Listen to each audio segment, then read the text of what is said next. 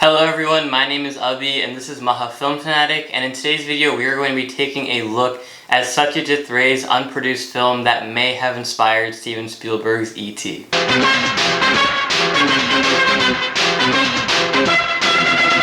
Let me begin by introducing the great Satyajit Ray. So personally, I haven't actually seen any of his films, but I've always known that he is one of the greatest filmmakers of our time and probably the greatest Indian filmmaker of all time. So Ray has made a total of 29 feature-length films as well as 10 documentaries and short films. Many of his movies are considered cinematic masterpieces even though he worked with limited budgets and with inferior filmmaking tools compared to his contemporaries. Some of his most popular work includes the Apu trilogy, Jalsaghar, and Charulata. So Ray did most of the work on his films. He wrote the screenplays, he sketched the storyboards, shot and edited the films, made the promotional posters, and even composed the music for them. So it's fair to say Ray wore a lot of hats on set. His peers and even future directors have been inspired by his work. For example, Wes Anderson has highlighted his inventive technique, profound literary ability, and deep understanding of humanity as points of inspiration. So he's acclaimed internationally as one of the most influential and greatest filmmakers of our time. But one thing many people don't know is that Ray is a science fiction enthusiast. He contributed to the genre through stories and drawings that he would put in his family's Bengali children magazine called Sandesh. So most of his stories came under the banner of the Professor Shonku series, which Ray started in the early 60s, and these stories truly presented an out-of-world experience that apparently resembled a non-animated Rick and Morty, except for the fact that Morty was a cat. And Ray saw these stories and the science fiction genre as a whole as a medium of entertainment that could expand the imagination of children and adults alike. And along with creating these stories, he also enjoyed viewing them, praising 2001: A Space Odyssey for its, quote, scientific details that are technically valid and correct even in the eyes of a scientist. And he also said that Blade Runner was, quote, fantastic and quite unbelievable in technical terms. Even though Ray loved this genre, he never made a science fiction film, but he did try. So in 1962, Ray wrote a short Bengali science fiction story called Banku Babbar Bandhu, which in English means Banku Babu's friend, for the Sandesh magazine. And this is a short story that Ray's unproduced science fiction film The Alien was going to be based on. Ray never had plans from the beginning to adapt this story into a full-fledged feature-length film, but it wasn't until he met his friend Arthur C. Clarke, a science fiction writer who actually wrote the screenplay for 2001: A Space Odyssey, that Ray decided to write the script for The Alien. In this meeting, Ray casually pitched the idea of Banku Babbar Bandhu to Clarke, where Ray was very keen on earning Clarke's approval over the crux of the story, in that the alien would be approachable, amiable, and would make friends with the local villager, Banku Babu. So Clarke found the idea interesting and suggested that it be made into a movie, so he contacted Mike Wilson, a Sri Lankan movie producer at the time, to invest in the project. So Ray began penning a script that revolved around a spaceship that landed near a pond in rural Bengal where the villagers worshipped the spaceship as if it were a temple risen from the depths of the earth. And from the ship, an alien named Mr. Ang establishes contact with a local village boy named Haba, a name meaning dumb in English, through dreams, as the two begin to form a relationship. Through the course of the film, Mr. Ang and Haba play pranks on the local village community during the alien's stay on Earth, while the other characters in the movie include an Indian businessman, a journalist from Calcutta, and an American engineer. This script was going to be co-produced by Columbia Pictures and was set to be the first film collaboration between America and India. However, this did not come into fruition for many reasons. Issues with the project began way before production even started, at the beginning of the script writing. Mike Wilson, the movie producer who Clarke contacted about the project, absolutely loved the concept of the alien and flew to Ray's Calcutta residence uninvited. And then Wilson stayed with Ray as he wrote the entire script, of course without Ray's approval. And typically writers don't want to have anybody hovering over them during their creative process, especially when it's somebody you've never met. And while Wilson was there, he only suggested to replace the word broad with chick in the script and to make the spaceship golden. More red flags popped up about Wilson's involvement when British actress and friend of Ray's, Marie Seaton, urged Ray not to trust Wilson. And Ray's wife also noticed that Wilson had a drug addiction problem and was also an alcoholic, which even hampered negotiations with studio heads in the US. But there was good news. Peter Sellers, the star of the Pink Panther series, as well as playing 3 roles in Stanley Kubrick's Dr. Strangelove, agreed to play the part of the Indian businessman, while Marlon Brando was set to play the role of the American engineer. At this point, Brando was at his lowest point in his career, pre-Godfather and post the 1950s, but in my personal opinion, this film could have revived his career and gotten him out of the slump 5 years before The Godfather did. However, at the time, Ray was opposed to casting Brando in his film, stating that it would be a, quote, remote possibility as he is not suitable for the story. Ray further said that, quote, I was told in London that Brando is temperamental, he is not an easy actor to work with. So Ray was actually more keen on Steve McQueen, as he reminded him of Humphrey Bogart from Casablanca. Otherwise, he preferred Paul Newman. Beyond the A-list actors interested in this project, Ray was most pleased with the potential collaboration with Saul Bass, who was to work in the graphics and design department and is most famous for creating the title sequences of Vertigo, Psycho, and West Side Story.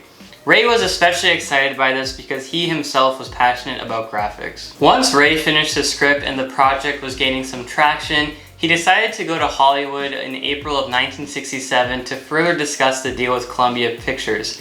It was from here on out that the project went completely downhill. So during this visit to Hollywood, Mike Wilson actually ended up copywriting the script and even added his name to the script as a co-writer despite adding zero creative value, and even appropriated the script fee, and all of this behind Ray's back. Ray found Wilson's tactics disturbing and saw it as a reflection of the dirty politics and toxic culture present in Hollywood. And at this time, Brando dropped out of the project, and many Hollywood executives noticed a sense of defeat with Ray surrounding this project's Hollywood viability. Soon, Ray abandoned the project until further notice and cut all ties with Wilson, and on his return to India without his approval, he discovered that his mimeographed copies of his scripts, almost hundreds of those scripts, were circulating almost every studio in Hollywood, which further bothered Ray. The nail in the coffin was when Peter Sellers backed out of the project due to creative differences and believing that his role was incomplete and that he could have played a bigger part in the movie. And of course, Ray was absolutely defeated by this news as he was initially very excited to work with him. Despite all of this, Columbia Pictures still tried to reach out to Ray to do the project in the 70s and early 80s, but without any success. And it wasn't until Steven Spielberg's E.T, which released in 1982, that The Alien lost all hope of being revived. As you could tell by the description of The Alien, and if you've seen E.T, both of these movies have a lot in common. But before I get into how they're similar, I want to talk about the director of E.T, Steven Spielberg. Steven Spielberg will also go down in history as one of the stalwarts of cinema. But outside of E.T, he has also directed the likes of Jaws, Saving Private Ryan, the Indiana Jones series, Jurassic Park, Schindler's List, and much more. For me personally, Steven Spielberg is somebody that I look up to greatly and respect in the film industry. He has changed the Hollywood landscape for better or for worse, and is one of the only directors who really can direct commercially successful films as well as critically successful films. His love for filmmaking started at a young age when he would film his toy train set with an 8mm camera. He'd continue to use this camera to make short films and use innovative techniques similar to Ray at a young age, like puffing smoke into the camera for fades and using a skateboard for tracking shots. His childhood love for filmmaking seeped into his professional career, where most of his movies have a personal connection, with many of them coming from the viewpoint of a child. The latter is something both Ray and Spielberg have in common. However, Ray focused on the reality of children in his films, whereas Spielberg focused on the fantasies that children experience at a young age. Despite Spielberg's greatness and the respect that I have for him, there is no denying that he took many elements from The Alien to make E.T.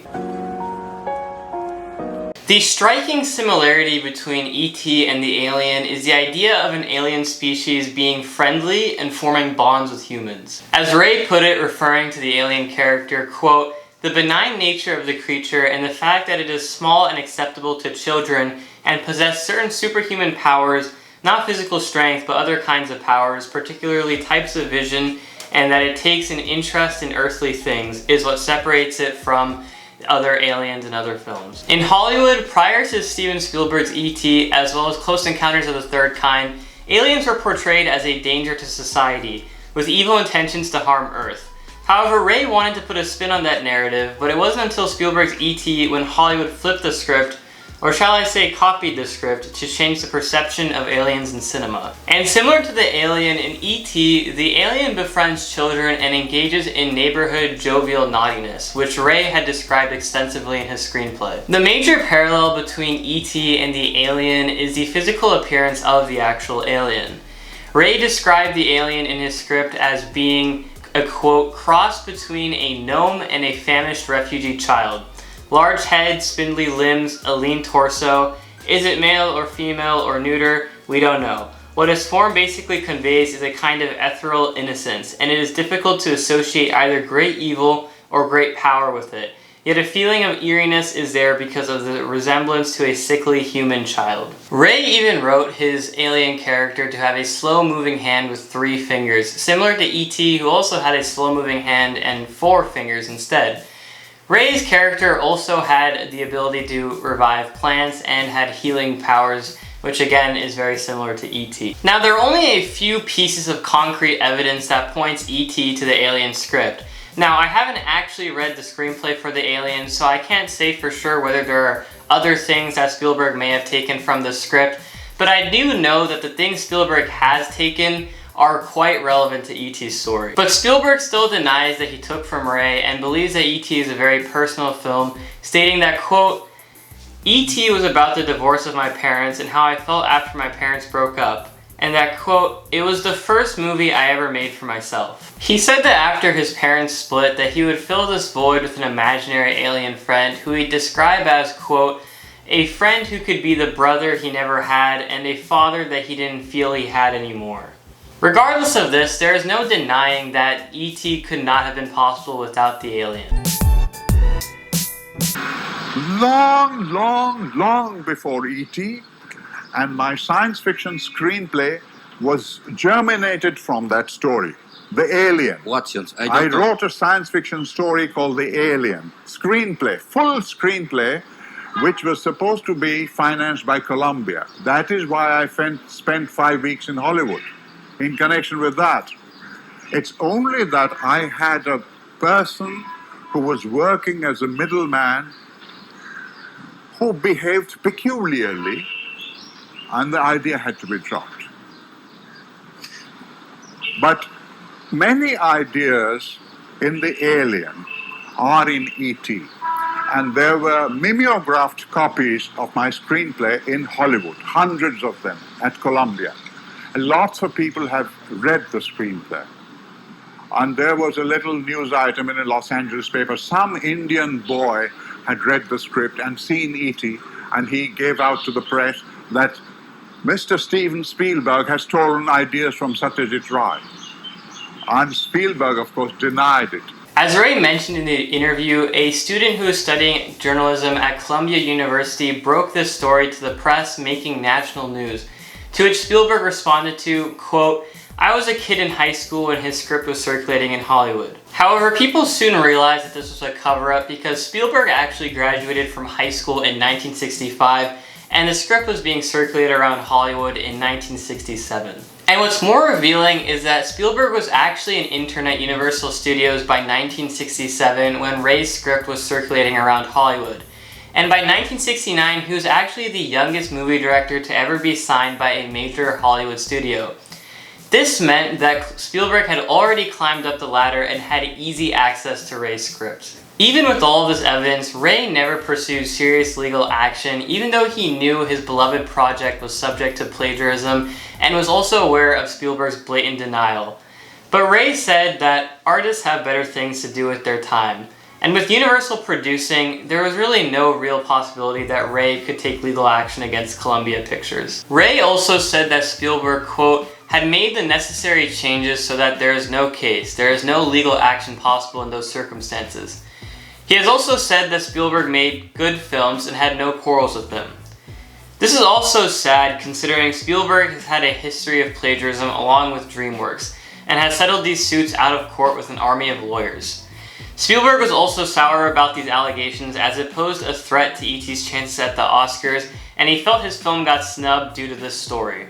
Even Martin Scorsese admitted that E.T. was heavily inspired by Ray's script, stating that, quote, "In the late 60s, there was a big probability of Ray coming down to Hollywood to shoot The Alien based on his own story, which appeared in the popular Bengali magazine Sandesh. The film was to be produced by Columbia Pictures, and Hollywood was waiting to embrace Ray with open arms. Alas, due to some dirty politics played by unknown quarters, Ray's Hollywood dream had to be shelved. I have no qualms in admitting that Spielberg's E.T. was influenced by Ray's Alien.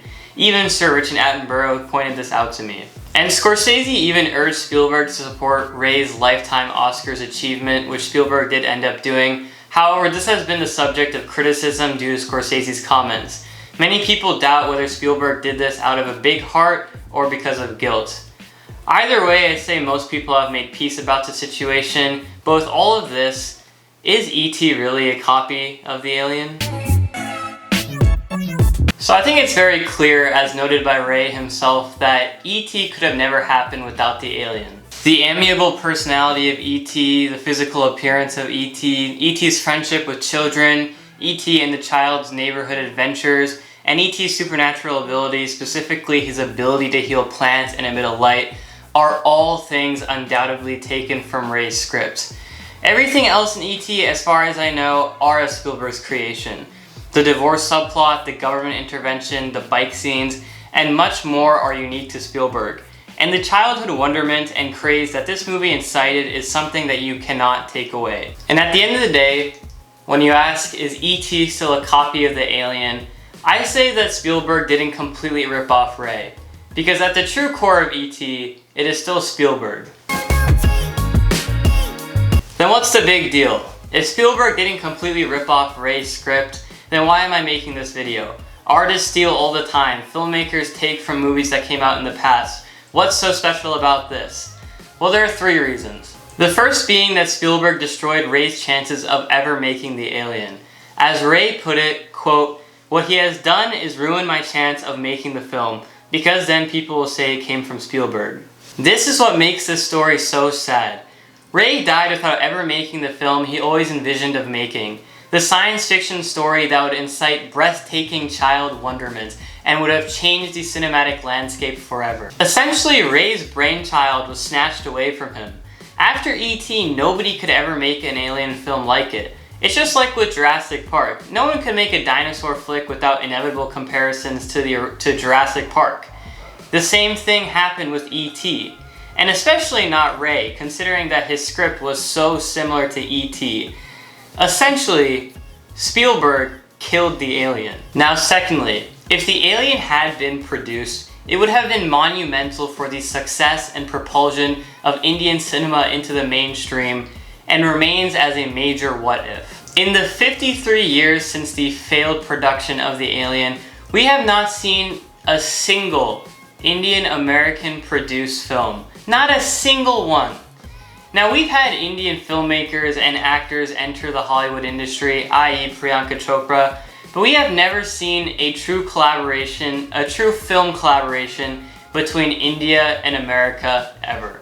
If The Alien, with its star-studded cast, was able to reach mass audiences the way that E.T. did, the potential for Indian cinema would have been massive.